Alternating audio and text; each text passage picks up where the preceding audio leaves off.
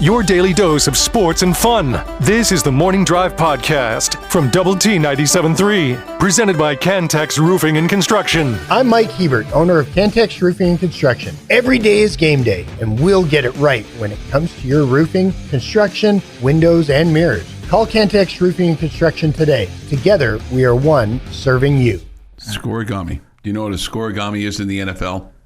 Jeff knows. A score that we've never had before? Yes, absolutely. Very good. Very good. Very good. There aren't many left that are possible.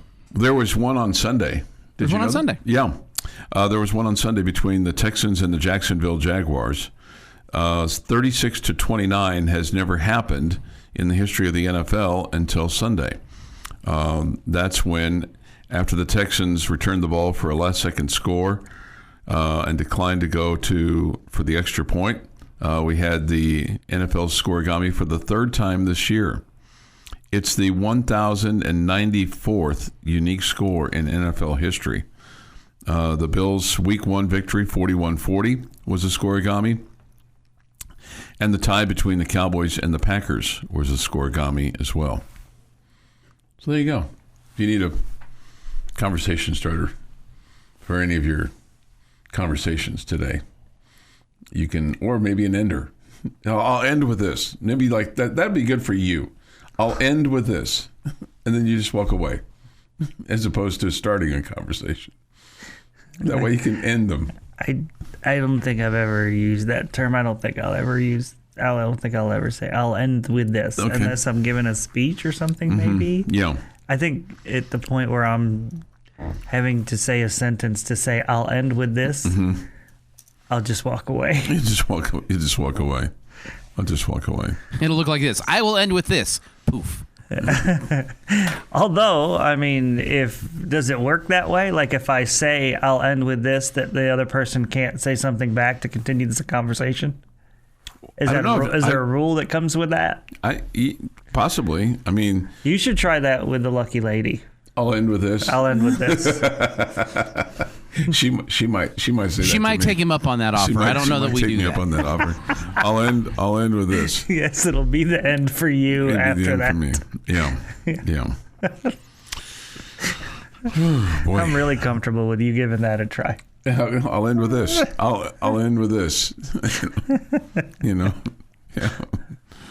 I'm a little bit on the struggle bus. I need to do a better job of listening. I'm so. 3 years running. We got a fourth one coming up soon. I tell her, I said, I'm so focused. I'm not. It's not that I'm not. I can't. She thinks my hearing is going bad. I said, it's not that my hearing is going bad. I'm so intently focused that I'm not doing a very good job of paying attention. It's not that my hearing is going bad. Because I think Chuck's right here. What we need to do is get the lucky lady some pinhole glasses and have her put those on for a little bit so she can see the world through Chuck's eyes. Because if it's not seen through that little pinhole, it doesn't exist. And you can't see sound, so he was already at a disadvantage there. It's not that he's can't hear or that he's just, if it doesn't exist in this itty-bitty little world he's looking through, it doesn't exist. Yeah. And he's not the only one with this issue. I'm not picking on Chuck here, but that may help you. You may offer that. Feels like you're picking on Chuck. I'm not. No, he's not the only person that's like this. Let's see. Dear Chuck, sorry for oversleeping. Check the mug shots, and I'm not there. Y'all can start the show. Okay, thank you. Okay. Thank you. Here is a football question, Jamie. I don't know if y'all can make me feel better or not. Can we win these last two with Mitch Griffiths as quarterback? Yes. Have you seen our defense play? There's no question. I mean, you want to. I mean, look at what happened in the Monday night game last night. What was it, 10-7? The Eagles winning over the Packers. I mean, defense can win. They're even allowed to score. Yeah. Do I think it's possible that you could win these next two games using your third string quarterback? Yes, I think it's possible, and yes, I think what factors in is what you guys are talking about, is that you have a really good defense. Do I think it's the right thing to do to start Mitch Griffiths and assume you can win a 3-point game and put your playoff hopes on the line and Big 12 championship hopes on the line for a third-string quarterback? I think that would be really, really dumb. Unless you know Baron Morton cannot play. You would not do that. Yeah. You would not do that. Now, do you get a lead that you're comfortable with, and do you take Baron Morton out of the game? Absolutely. Do you call the plays accordingly to make sure that you're not putting any extra chances, or do your best to make sure? Because you can't. It's a football game. You don't know what's going to happen, right? And you do your best to call plays that keeps him from taking a pounding? Yes, you do. Do you talk to Baron about Baron? I don't care if it's 3rd and long and we're not going to continue the drive or whatever. Throw the ball away. It's not worth it at times. Don't get yourself hit and rolled up on and all the above. Yeah, do you do all of those things? Yes. But I, in no way, shape, or form, unless Baron Morton cannot play, do I think that you should start Mitch Griffiths and expect to play him the whole game, the next 2 games. And I don't know what the cure is for if indeed his leg is fractured or minor fracture or a mini fracture or whatever. A fracture is a fracture, right? So I don't know if it's rest or. I had a friend of mine ask me last night, can't they just put a screw in it? I go, what's still? I don't know.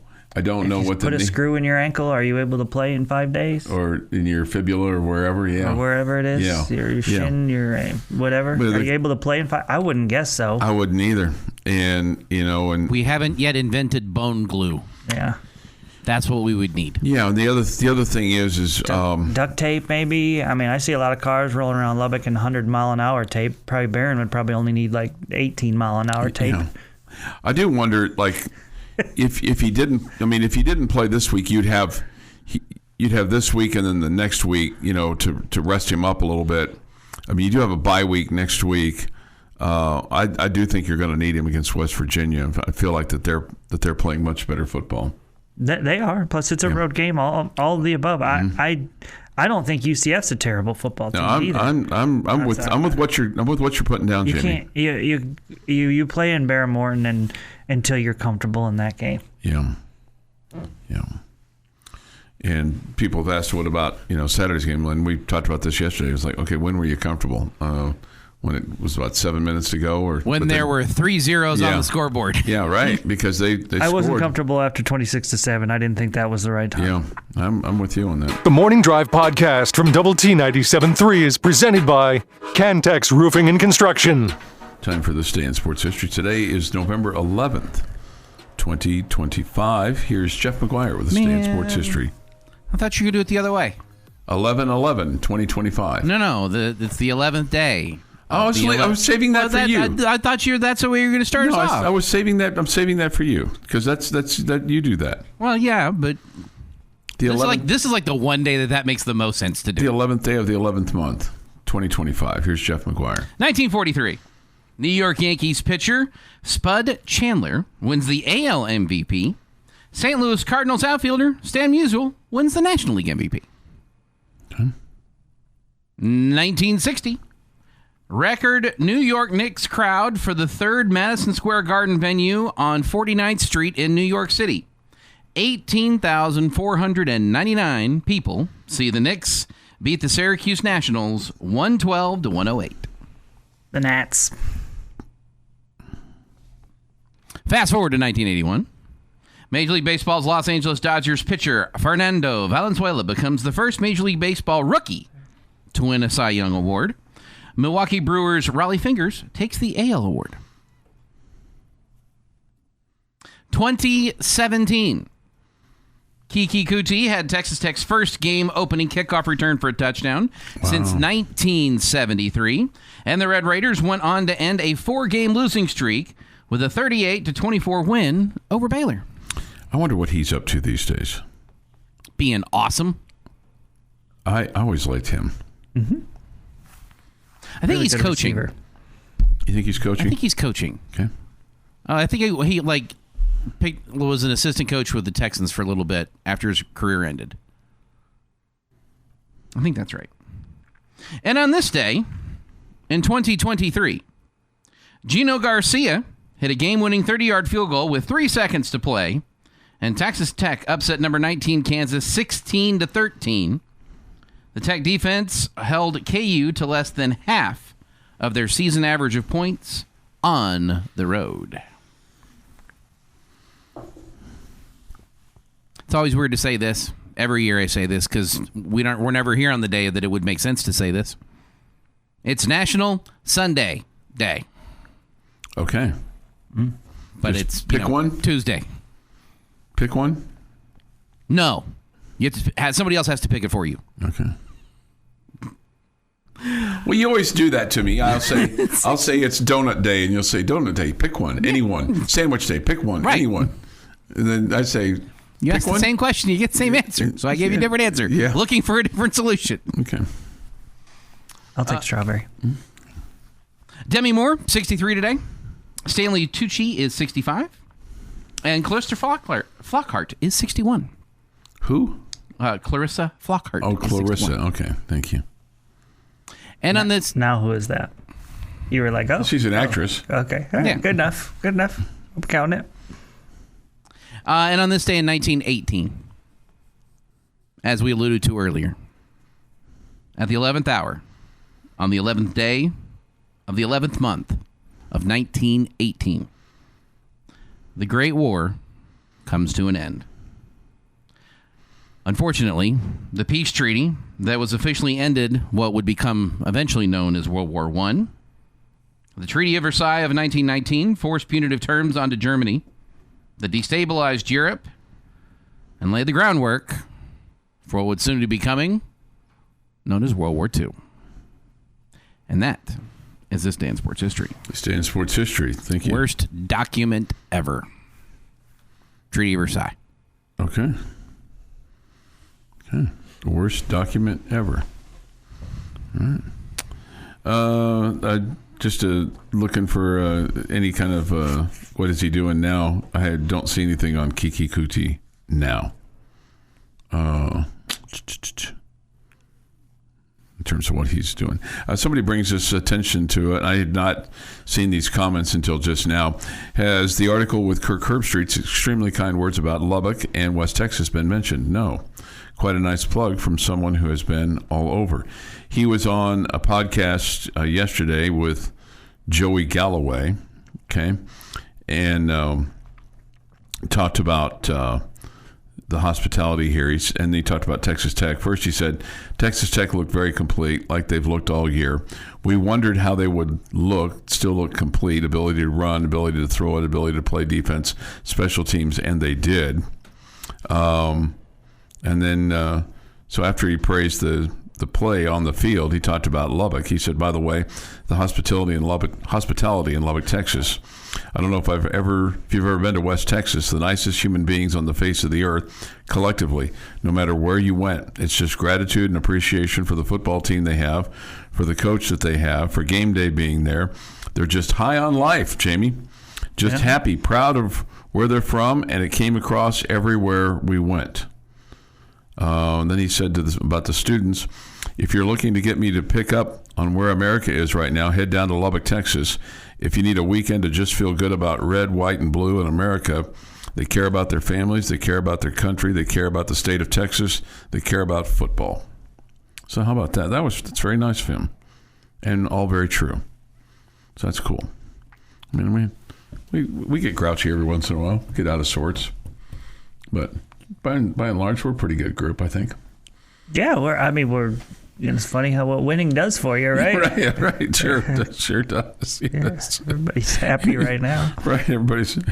That's exactly right. I mean, winning cures all ills, doesn't it? It sure does. Mm-hmm. It seems to. You hope that. I don't know that we had a lot of ills to begin with, but it sure is fun to win. Well, yeah, it does. Well, I don't know that we had a lot of ills, but it does. It cures all ills.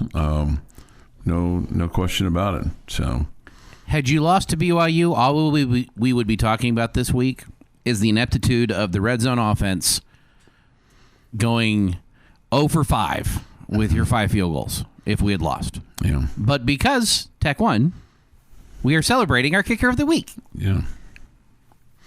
I did wonder that Saturday morning, like, what is this going to be like for the fan base if we don't find a way to win this game? Mm-hmm. Long before the game ever started, I wondered that question to myself, and luckily I didn't have to find out. Yeah.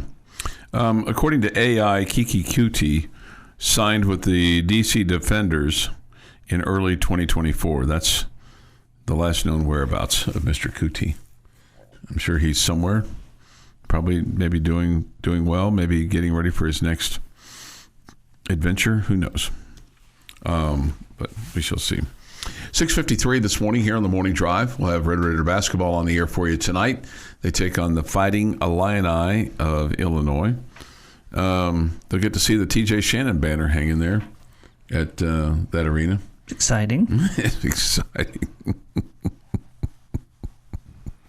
There's nobody on this. Yeah, I don't think there's anybody on this team that played with him, right? I don't think so. No. So there's not even anybody going up, hey, I know that guy. Yeah, I mean, truth be told, there's a lot of new faces this year. Right. Yeah. Yes. That goes into part of it. Over the last couple of years. But, surely somebody on that, support staff was there when TJ was there. I don't know about that either. Maybe not. Those guys trade out pretty quick, too. Right. David says this, glad they don't read the chat line after a close loss. Yes. I'm glad they don't read the chat line during the game. Right. Yeah, even during the wins. Yeah. Goodness, sometimes we get a little chippy. No doubt about it. Right. A little? A little. That's like saying the Grand Canyon is a little hole in the ground. Yeah, I mean, I follow it for the road games, the home games. It's hard to because the cell service in the stadium is still it's wonky from time to time, depending how many people are in 60,000 people will do that to you. Yeah, there's no question, no matter where you go. The Morning Drive podcast from Double T 97.3 is presented by Cantex Roofing and Construction. High school fan zone tonight, 6 to 7 on 100.7 The Score. Coaches from Monterey and Coronado. We'll have Monterey playoff football later on in the week. They take on El Paso Americas on the road there. That'll be at 6:30 on 93.7 The Eagle on Thursday. Also on Thursday, we'll have Liberty and Monahans from Andrews, and that'll be at 1:30 on 100.7 The Score. Friendship will be in action as well. They'll be playing on Thursday night at 6:30. And we'll have that game for you, too, on Sunny 97.7 because, that's Friday. If I said Thursday, I meant Friday. Friday for Liberty and Monahans and Friday for Friendship and El Paso. Americas. Eastwood. Oh, that's right. And Monterey is El Paso Americas. Friendship's going to be on Sunny 97.7. No? Yeah. Okay. You're shaking your head. Oh, I'm shaking my head at Jeff's handwriting. Yeah, right. Just never said it was good. Never once. But is it okay if we ask that you That's it. Make it readable? Is that okay? That's it. That's what I got. I know because I see it other times and it's good. El Paso Americas. I have limitations. It's legible. You are seeing my limitations. So we'll have 3 high school playoff games for you on the air on Friday. And we'll have Lubbock Cooper. They play at El Paso del Valle. Man, we actually just need to take up residency there in El Paso. Yeah, a lot of Lubbock folks going to be heading that direction on Friday. I'll pass. I'll stay here. Oh. Yeah, so I'll let somebody else go to El Paso. I will just paso. So Lubbock Cooper will play on 100.7 The Score on Thursday, and then Liberty on 100.7 The Score on Friday afternoon, and then the rest of it, like I said, we'll have the West Texas Friday night scoreboard show on the air for you as well after the games, and then Saturday it's full complement. Saturday morning quarterback. We have the football game. We have Optimum Game Day Live. We have post game. So hopefully everything just go according to Hoyle. But I do think, and you talked about this a little bit yesterday, Jamie, and here's Coach McGuire. He's going to talk about getting to what is next after last week. In other words, trap game, letdown, all that kind of stuff. The big deal that we talked about yesterday is getting to what's next. I even said, there's different times, and I've been a part of this at different places, like you're almost waiting, okay, you have such a huge game and the momentum and the emotional is so high, do you have a letdown? And my job is to make sure that we don't have a letdown. I think I have great leaders in that locker room that will help me do that. We will have a great practice plan and game plan for UCF. They're playing, again, y'all saw it, they should have beat Houston, and so they're playing really well. They've got some good running backs. They've got a defense that, if you look at the numbers, one of the top, I think they're number 3 or number 4 in the conference defensively. Probably the best 2 edge rushers that we faced all year long. 51 and 9, and then, they're deep in the D line, and so it's going to be a great game. I'm glad it's at home. I'm glad it's a 2:30 kick. And he's glad he's 9-1 on the season. But I do think that, it'll be interesting to see the difference in what's going on around the stadium. The game's at 2:30, and so they'll still be. I would hope that you got a full house, that you got students that are not necessarily going to be camping all week to get a spot in line, but hopefully they'll be there and as rambunctious as they were for BYU and the rest of the townies as well. Yeah, if you're expecting to have the same amount of energy in the stadium this weekend as you had last weekend, I think you're lying to yourself. I'm not. There's going to be a bit of a letdown. Now, does that mean that the stadium's going to be only 3/4 empty? No, heck no. I still expect it to be full or close to being full, but there's just not going to be the electricity in the air. Yeah. So that's the challenge for Coach McGuire, making sure that his guys are just as focused as they were a week ago, and they are just as, dedicated to being ready for the challenge that's in front of them as they were a week ago. So, you're not going to step out of your house anywhere across Lubbock and feel the electricity like you did last week. Yeah. That's just not realistic. Yeah. So, that's what makes those moments like last weekend so incredibly fun. But again, I still expect it to be packed or close to packed, and I still expect the students to be there and be excited and all the above. And so it's just it's kind of sad. It would have been better if we had the road game this week and then the home game to finish up. Yeah. Everybody kind of needs to catch up on sleep and everything. Sure, energy and all that kind of stuff. After last week. Yeah, I wonder how you. It almost kind of reminds me of. A Baylor game. I guess it's the Baylor game. Did we play Baylor after Oklahoma in 2008? Yes. Yeah. No, I don't think it's going to be like that. It doesn't, but Two different situations. No, I know 2 different situations, but it just the letdown of the I don't think it's going to be anywhere near that, but that's the closest I can come to from what's from just my current recollection, in terms of walking in the stadium going, okay, we got a lot to play for on Saturday, obviously, because you're still trying to get into the Big 12 championship game and host a playoff game or get yourself into a bye situation. You got plenty to play for. You lose the right to play in the Big 12 championship game if you lose one of these next 2 games. So the team knows that.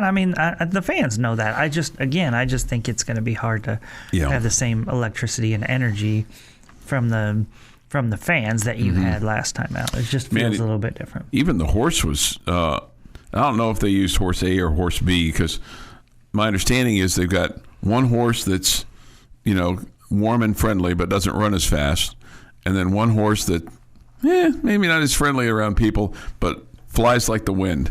And it looked like we had flies like the wind last Saturday, because that thing shot out of the gate. I think that thing could have won the Kentucky Derby as fast as that horse ran on Saturday. He kind of jumped the mark a little bit, but I looked up and I went, shoot, man, that guy's at the 50-yard line.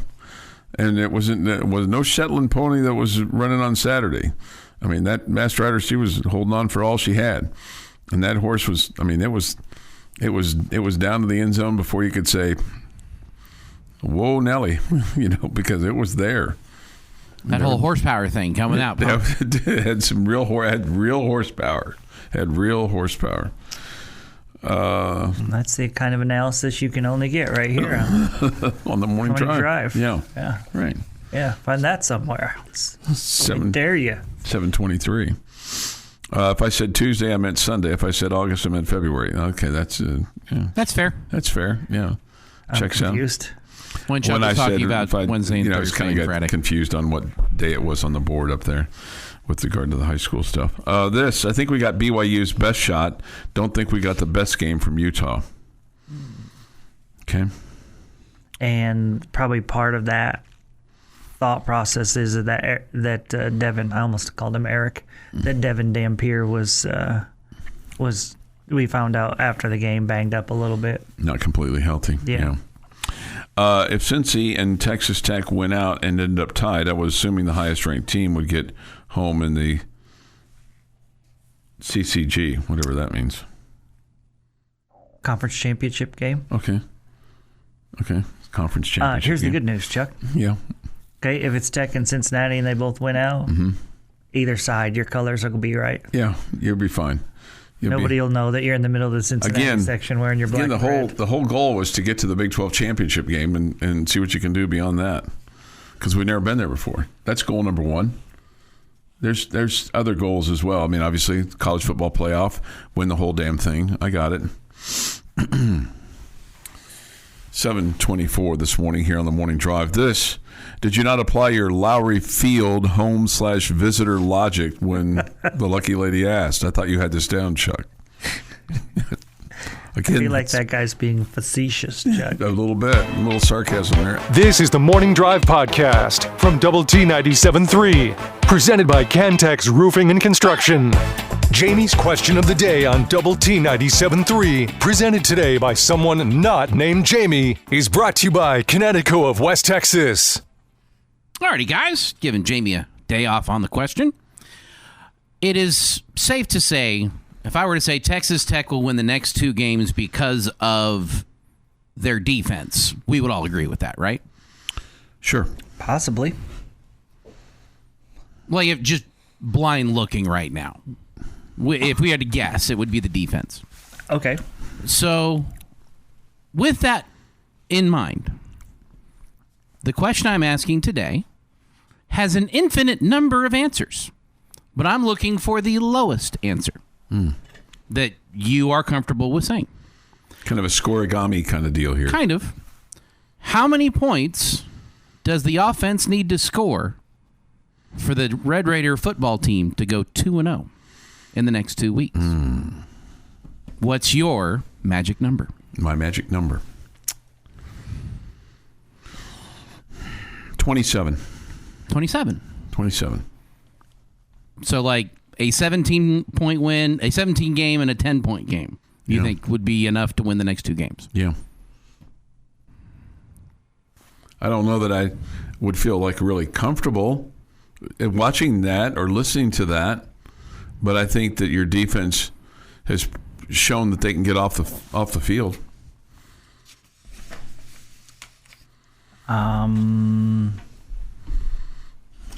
I think you could probably win. Wouldn't be comfortable.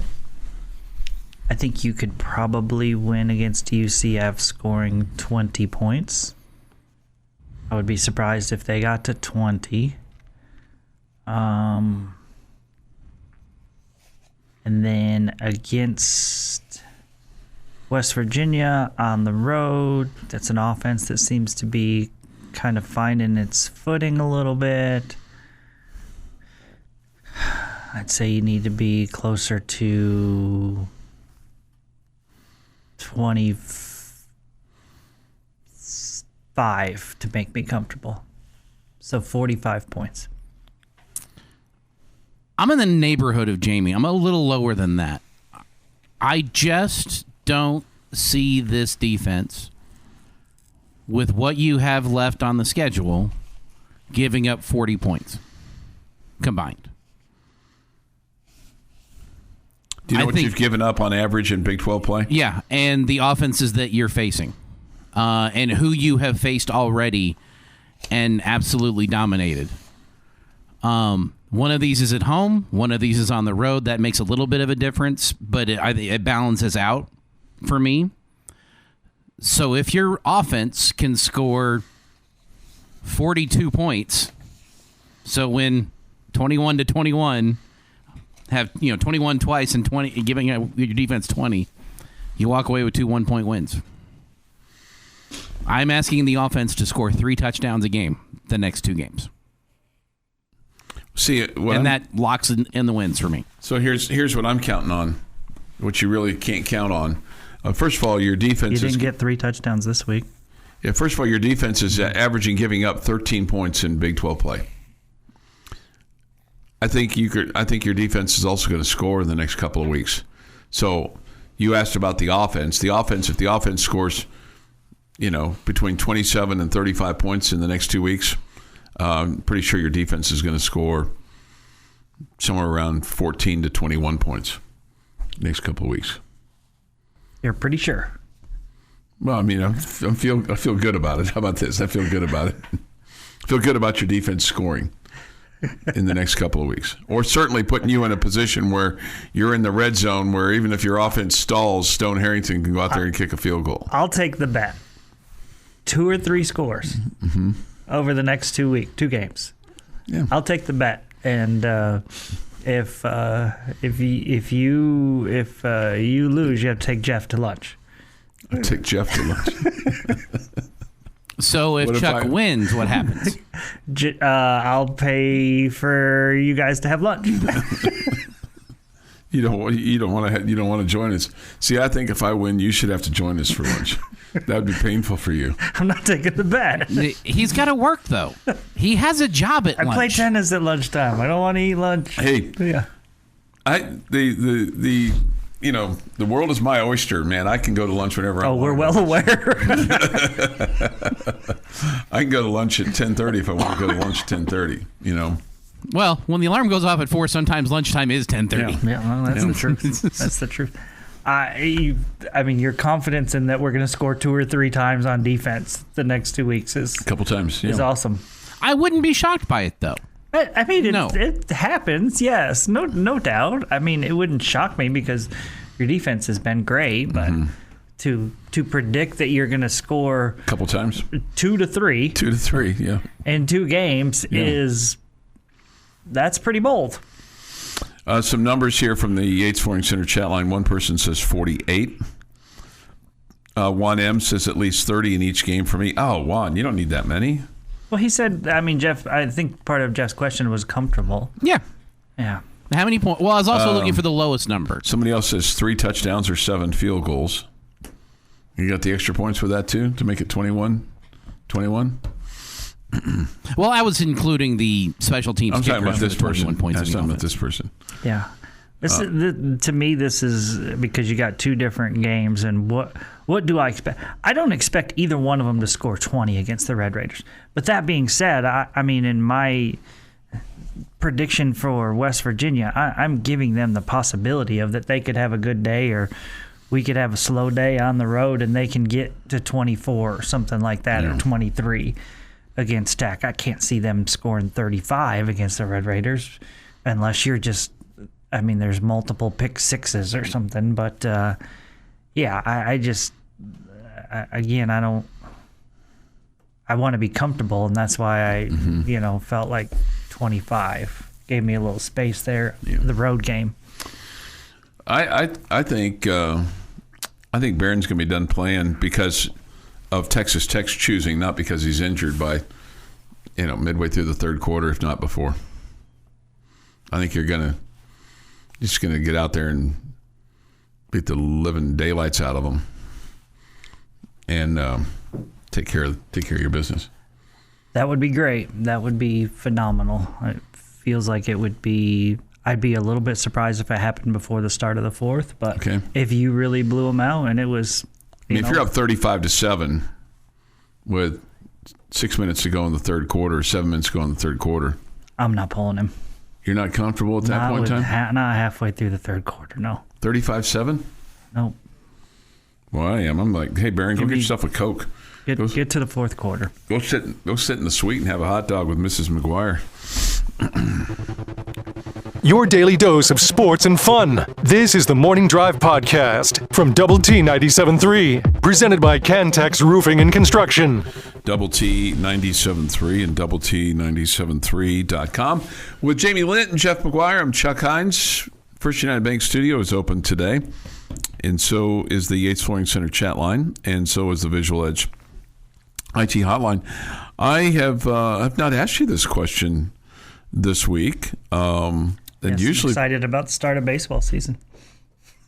Okay, yeah, we're what? When it gets here, I'll be really excited. December, January, February, 3 months and what, 2 days? Yeah, there you go. Okay.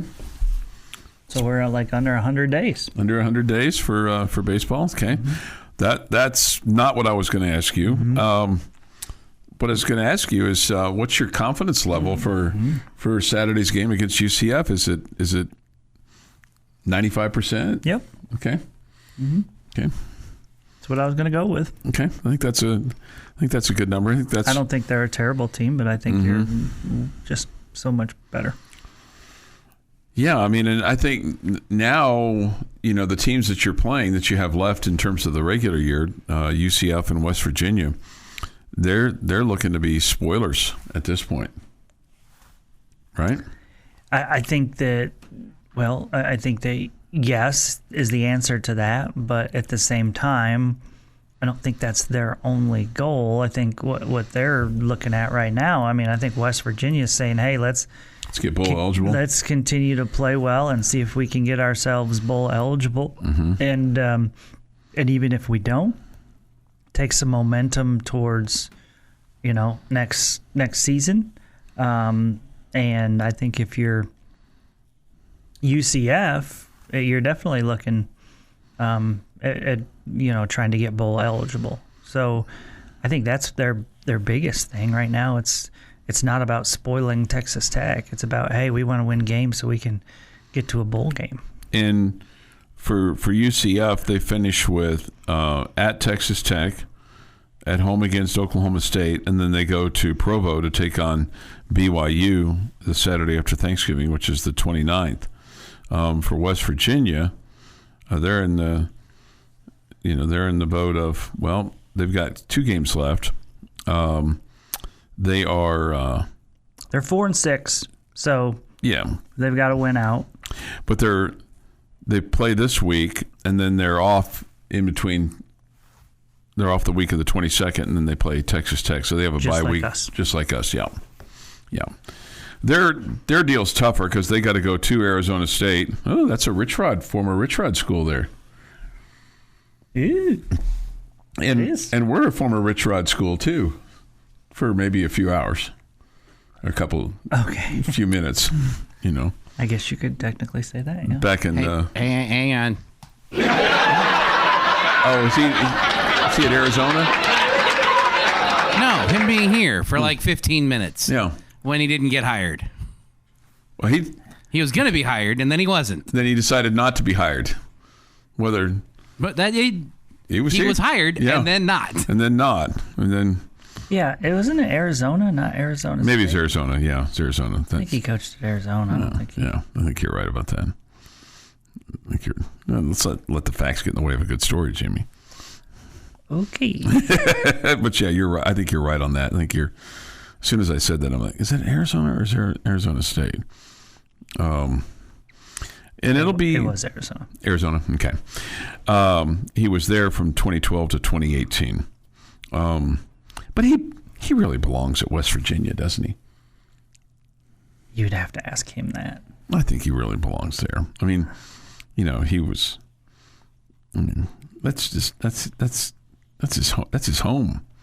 And I assume it is now. Yeah, it is now. I mean, but that's where his roots are, And he left his roots, and now he's rerouting himself. Okay. All right. I think the couple things here for Texas Tech football. Baron Morton sacked a number of times in the ball game. I think it was 4 times totaled. Coach McGuire yesterday talked about Baron being sacked in the first half and what happened.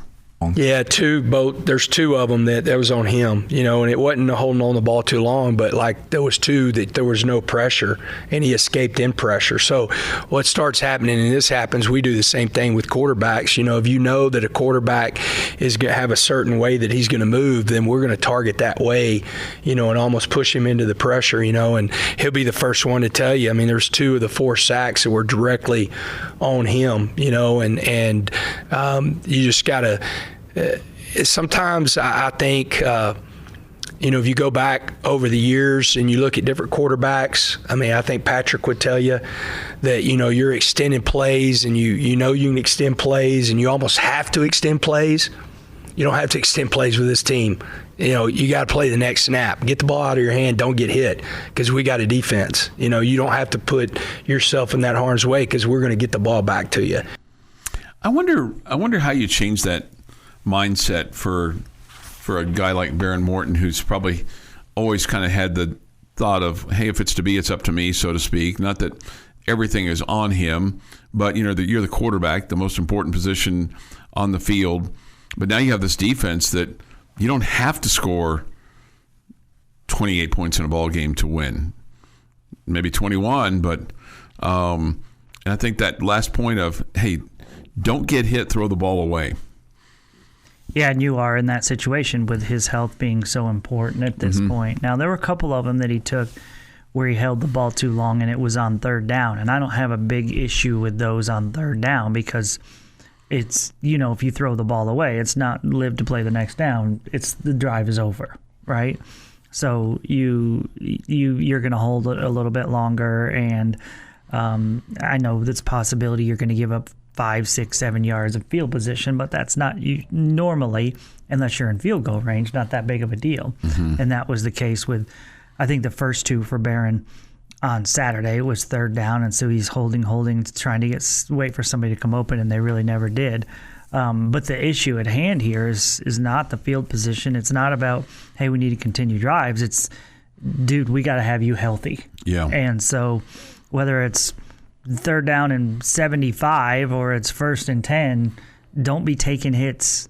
Do not be taking hits. So any way you can avoid that is better in the long run for the team. So even if it means we have to stall on a drive, we need you in the game. And so I think that's what Coach is talking about there. And even on those hits that aren't legal, but are inadvertent and become illegal, that could knock him out, with how probably tender that leg is. And I don't know if it's fragile or how fragile it is, but still, if it indeed does have a fractured fibula, you don't want it to be fully broken. And how easily could that happen? This has been the Morning Drive Podcast, presented by Cantex Roofing and Construction. Check out our library of Double T 97.3 podcasts at doublet97.3.com.